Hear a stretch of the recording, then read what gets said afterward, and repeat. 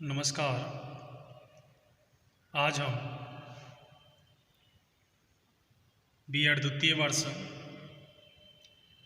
8th paper knowledge and curriculum ज्ञान और पाठ्यचर्या के अंतर्गत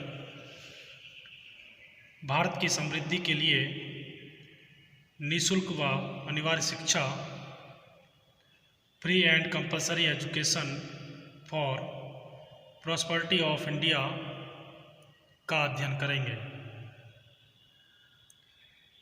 इससे पहले के व्याख्यान के अंतर्गत हमने डॉक्टर अंबेडकर के विचारों के संबंध में आधुनिक मूल्यों की शिक्षा education in related to modern value in reference of doctor Ambedkar view का अध्ययन किया।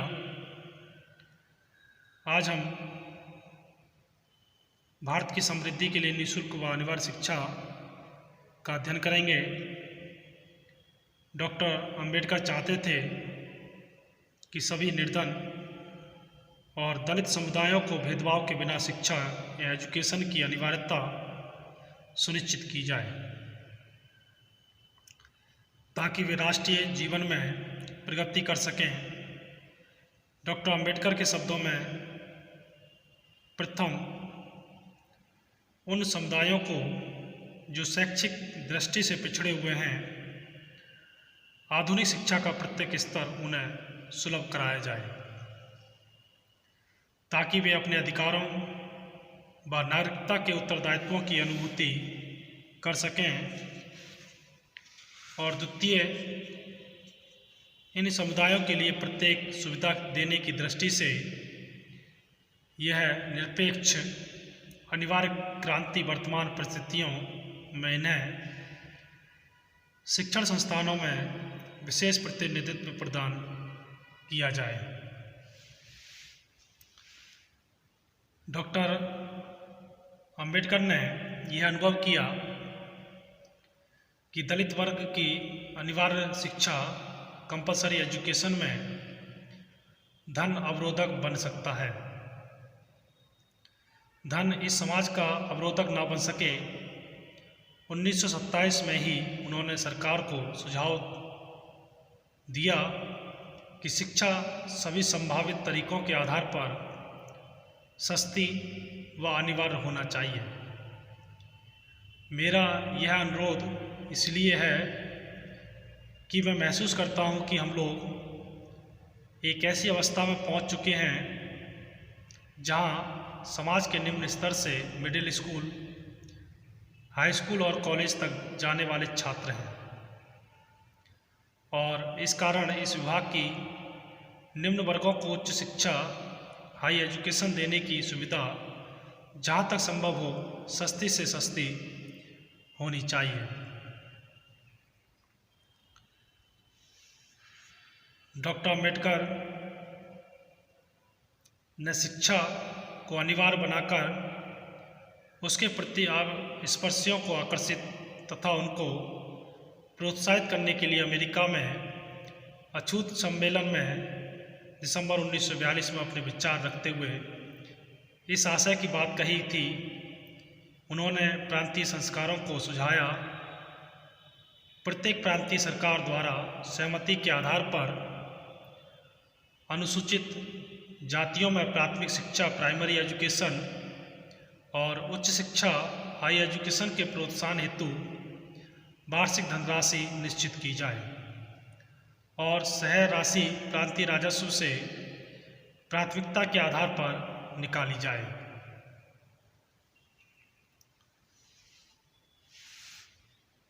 डॉक्टर अंबेडकर मनुष्य या समाज की बहुआयामी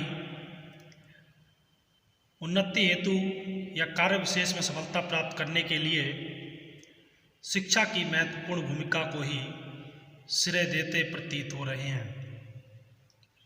सरकारी साधारण व महत्वपूर्ण पदों को प्राप्त करने में भी डॉक्टर अंबेडकर शिक्षा या एजुकेशन की ही भूमिका को स्वीकार करते हुए कहते हैं कि समाज के कितने ही सूबेदार, कितने ही जमादार, कितने ही हवलदार हुए हैं, उन्होंने बहुत से अच्छे काम किए हैं किंतु एक कार्य ना कर सके। वह काम है कि वे अपने बच्चों को BA MA तक शिक्षा दिला सकते थे। इसके परिणामों की कल्पना आप कर सकते हैं। यदि उनके उच्च शिक्षित बच्चे आज मामलेदार, कलेक्टर, मजिस्ट्रेट आदि पदों पर होते तो उसका शक्तिशाली पंजा अस्पृश्यों पर होता। उनकी छत्र छाया में हमारा विकास होता। ऐसा न होने से हम धूप में सूख गए हैं, झुलस गए हैं। डॉक्टर अंबेडकर द्वारा जन जागृति हेतु शिक्षा की महत्वपूर्ण भूमिका में संदर्भित यह वक्तव्य आज भी अस्पृश्यों को झकझोर देने में कारगर प्रतीत हो रहा है। ऐसे ही दिशा निर्देशित करने वाले उदाहरणों से वह अस्पृश्यों को जीवन भर दिशा देते रहे।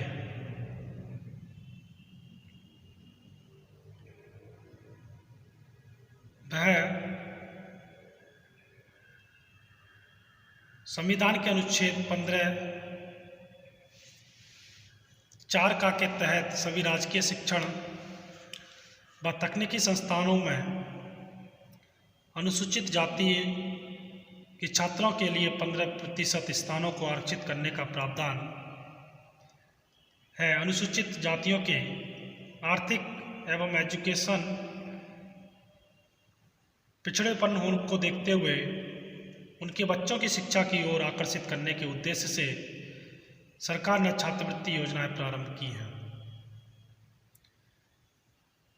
जैसे मैट्रिक पूर्व छात्रवृत्ति वर्ष 1977-78 से प्रारंभ किया। इस कार्यक्रम में 1991 में संशोधन करके 5वीं कक्षा तक के छात्रों को 25 रुपये प्रति माह, 6ठी से 8वीं तक 40 रुपये प्रति माह और 9वीं से 10वीं तक 50 रुपये प्रति माह छात्रवृत्ति दी जा रही है।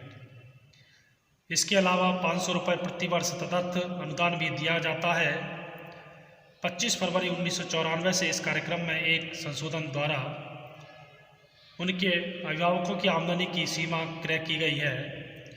वर्ष 1994-95 से अनुसूचित जातियों के बच्चों को मैट्रिक के बाद छात्रवृत्ति देने का कार्यक्रम आरंभ किया गया।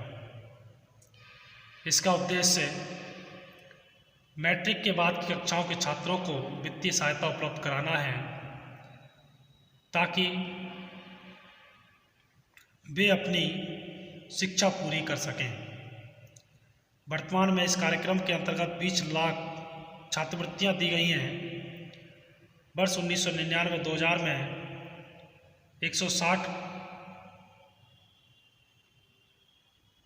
करोड़ रुपए की लगभग केंद्रीय सहायता इस कार्यक्रम के लिए दी गई। अभिभावकों की आमदनी की सीमा भी बढ़ाकर 38,250 रुपये और 50,920 रुपये प्रति वर्ष कर दी गई है। भारत में उच्च शिक्षा प्राप्त करने के लिए अनुसूचित जाति व जनजातियों के छात्रों के लिए केंद्रीय विश्वविद्यालय अनुदान आयोग प्रतिवर्ष 50 junior research fellowship, 25 छात्रवृत्तियाँ, 20 research associateship और 50 फेलोशिप प्रदान करता है। विदेश में उच्च शिक्षा प्राप्त करने के लिए भी वित्तीय सहायता और यात्रा अनुदान दिया जाता है। यह सहायता इंजीनियरिंग, प्रौद्योगिकी और विज्ञान विषयों में PhD, पोस्ट डॉक्टरल रिसर्च और स्नातकोत्तर पाठ्यक्रमों के लिए दी जाती है। संशोधित योजना के अंतर्गत ब्रिटेन में पढ़ने वाले छात्र को $700 प्रति वर्ष दिया जाता है और किताब व अन्य उपकरणों के लिए $500 प्रति वर्ष दिया जाता है। प्रत्येक वर्ष 17 अनुसूचित जातियों के प्रतिभाशाली छात्रों के लिए मेडिकल इंजीनियरिंग पाठ्यक्रमों में प्रवेश के लिए ये सुविधा उपलब्ध होती है।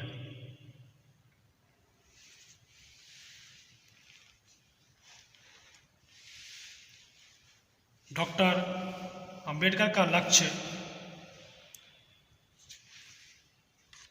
भारतीय सामाजिक व्यवस्था में एक नया सामाजिक, आर्थिक, राजनीतिक व धार्मिक आयाम प्रदान करना था और इस लक्ष्य को उन्होंने कभी छिपाया भी नहीं।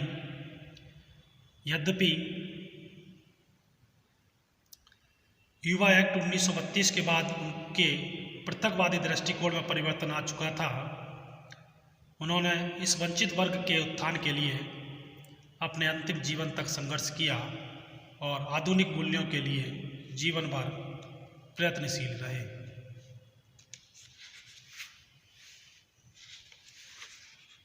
भारतीय समाज की एक विशेष संस्कृति है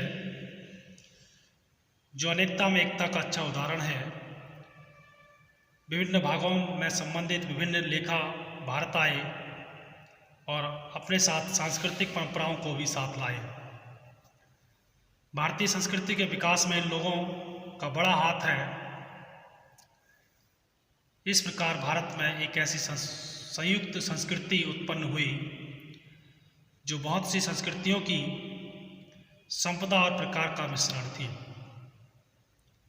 इस प्रकार इन विभिन्न संस्कृतियों के मेल में बहुसंस्कृतिवाद की अवधारणा का जन्म हुआ। अतः इस अवधारणा का प्रकाश डालने से पूर्व हम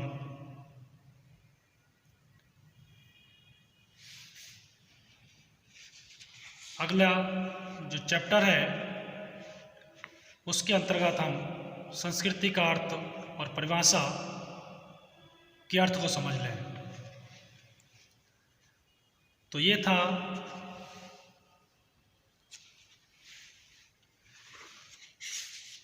भारत की समृद्धि के लिए निःशुल्क व अनिवार्य शिक्षा, free and compulsory education for prosperity of India. धन्यवाद।